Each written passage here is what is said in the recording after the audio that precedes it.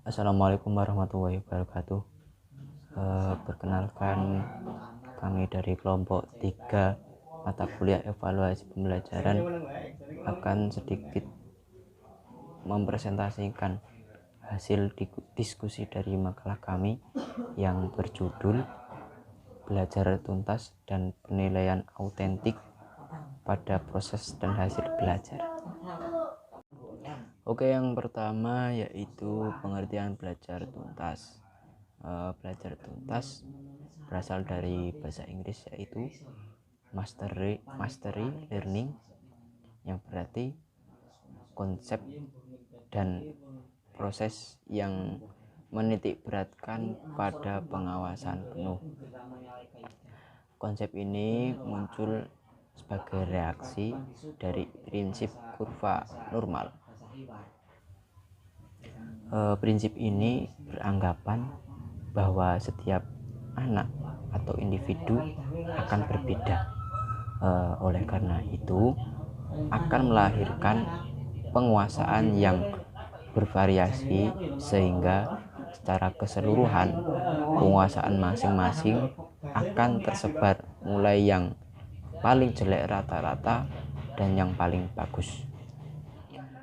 Belajar tuntas dengan demikian berarti bahwa setiap anak dalam kelas yang Anda hadapi akan secara tuntas menguasai pelajaran yang disajikan dahulu, barulah dapat berpindah pada pelajaran berikutnya. Tugas guru dengan sendirinya perlu memerhatikan mereka yang belum secara tuntas menguasai tujuan yang diharapkan. Guru hendaknya memusatkan perhatian untuk menangani kesukaran belajar anak apabila mengalami kesulitan atau yang lainnya. Baik, yang kedua yaitu tujuan belajar tuntas. Menurut Benjamin S. Bloom, terdapat 6 aspek, yaitu yang pertama ada pengetahuan, yang kedua yaitu ada pemahaman, yang ketiga ada penerapan, yang keempat ada analisa, yang kelima ada sintesa, yang keenam ada evaluasi. Baik, yang pertama yaitu pengetahuan atau knowledge. Pengetahuan merupakan peringatan bahan-bahan yang telah dipelajari, mulai dari fakta sampai kepada teori yang menyangkut informasi yang bermanfaat. Yang kedua yaitu pemahaman atau comprehension. Pemahaman adalah kemampuan untuk menguasai pengertian. Pemahaman tampak pada alih materi pembelajaran dari satu bentuk ke bentuk yang lainnya. Yang ketiga yaitu penerapan atau application. Penerapan adalah kemampuan untuk menggunakan materi pembelajaran yang telah dipelajari ke dalam situasi baru yang nyata. Yang keempat yaitu analisa atau analisis. Analisa adalah kemampuan untuk merinci materi pada pembelajaran menjadi bagian-bagian supaya terstruktur organisasinya mudah dipahami. Yang kelima yaitu sintesa atau sintesis. Sintesa adalah kemampuan mengkombinasikan bagian-bagian menjadi suatu keseluruhan yang baru, yang menitik beratkan kepada tingkah laku kreatif dengan cara memformulasikan pola dan struktur yang baru. yang terakhir yaitu atau yang keenam yaitu evaluasi atau evaluation. Evaluasi adalah kemampuan untuk mempertimbangkan nilai materi pembelajaran untuk maksud tertentu berdasarkan kriteria internal dan eksternal. Menyampaikan hasil diskusi makalah kami tentang penilaian autentik dan prinsip-prinsipnya. Nah, yang pertama saya akan menjelaskan tentang apa itu pengertian dari penilaian autentik. Nah, pertama yaitu tentang pengertian dari penilaian autentik. Apa sih penilaian autentik itu? Nah, penilaian autentik itu adalah suatu istilah atau terminologi yang diciptakan untuk menjelaskan berbagai metode penilaian alternatif yang memungkinkan siswa dapat mendemonstrasikan kemampuannya dalam tugas dan menyelesaikan masalah. Nah, dalam American Library Association, penilaian autentik didefinisikan sebagai proses evaluasi untuk mengukur kinerja, prestasi, motivasi, dan sikap-sikap siswa pada aktivitasnya yang relevan dalam pembelajaran. Nah, dalam Newton Public School, penilaian autentik ini diartikan sebagai penilaian atas produk dan kinerja yang berhubungan dengan pengalaman kehidupan nyata dari siswa.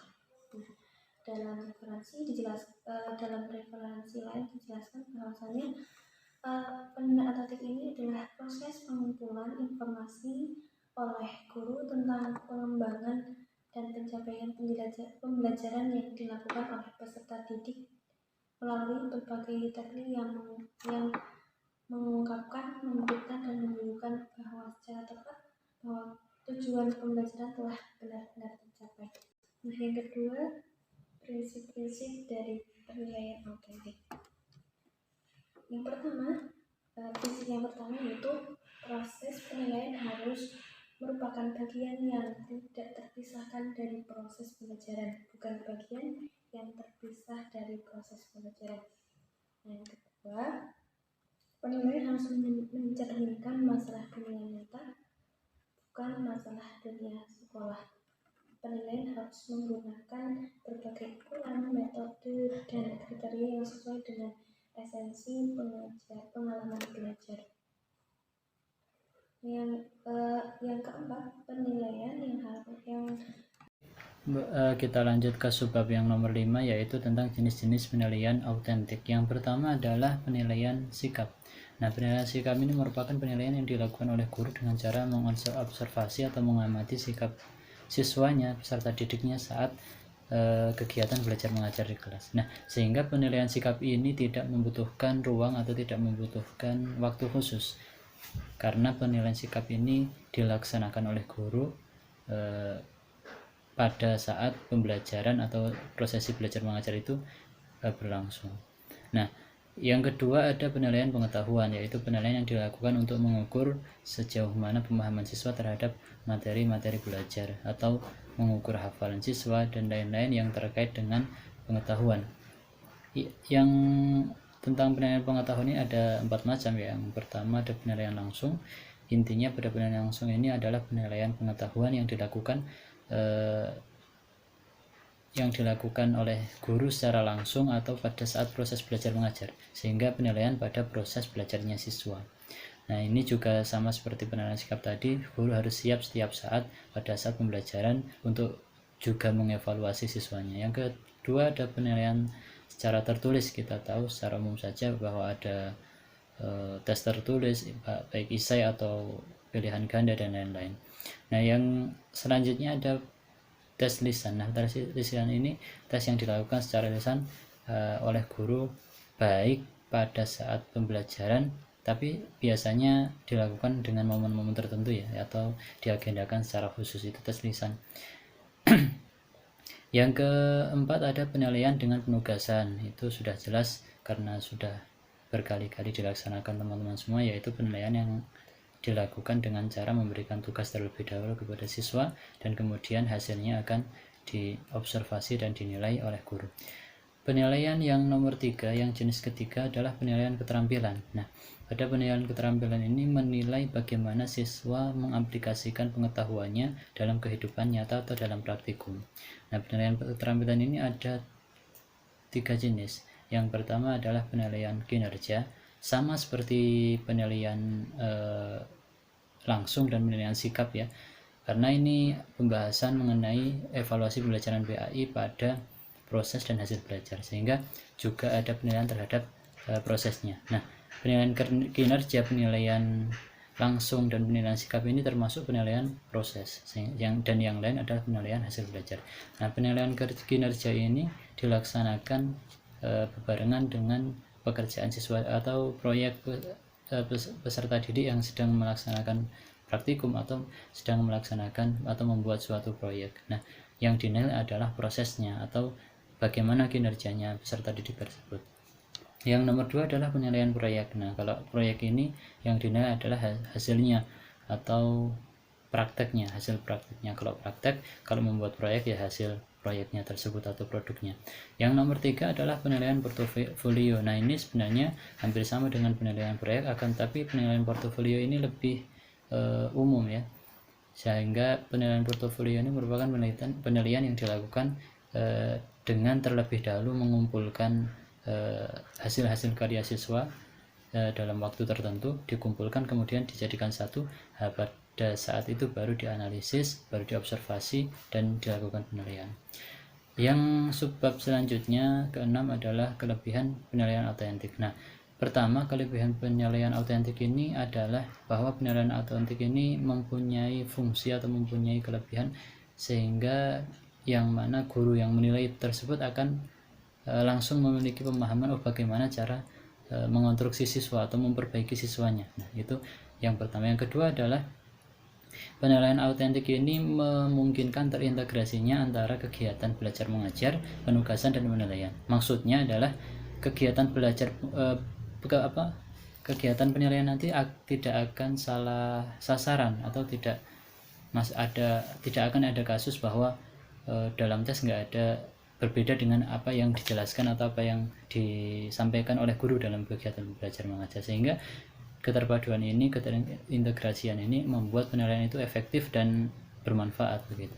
Yang ketiga adalah penilaian autentik kepada siswa, sehingga pada penilaian tersebut siswa itu memiliki kebebasan untuk memilih jawaban atau mengekspresikan pilihan jawaban yang menurut mereka benar dan mereka pilih untuk menjawab dalam tes ataupun wawancara lisan dan lain-lain.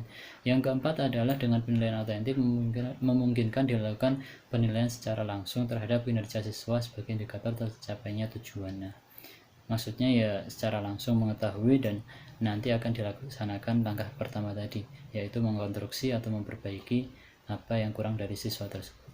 Yang terakhir adalah langkah-langkah penilaian autentik.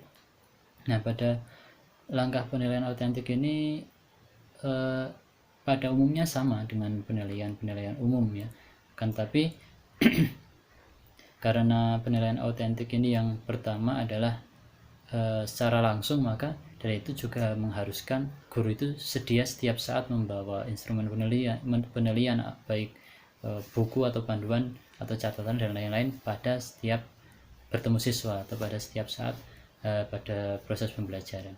Nah, untuk yang lainnya hampir sama, dan juga pada penilaian autentik ini tentu saja seperti kelebihan yang pertama tadi, bahwa untuk mengonstruksi, untuk bisa penilaian tersebut dijadikan dasar mengonstruksi siswa, maka guru juga harus memiliki pemahaman, memiliki kemampuan untuk menganalisis hasil belajar siswa dan kemudian menganalisis kekurangan-kekurangan dan mencari penyelesaian yang tepat untuk siswa tersebut. Nah, terima kasih. Ini sudah materi terakhir yang disampaikan untuk kelompok kami. Selanjutnya kalau ada pertanyaan atau sanggahan atau perbaikan pada makalah kami persilahkan.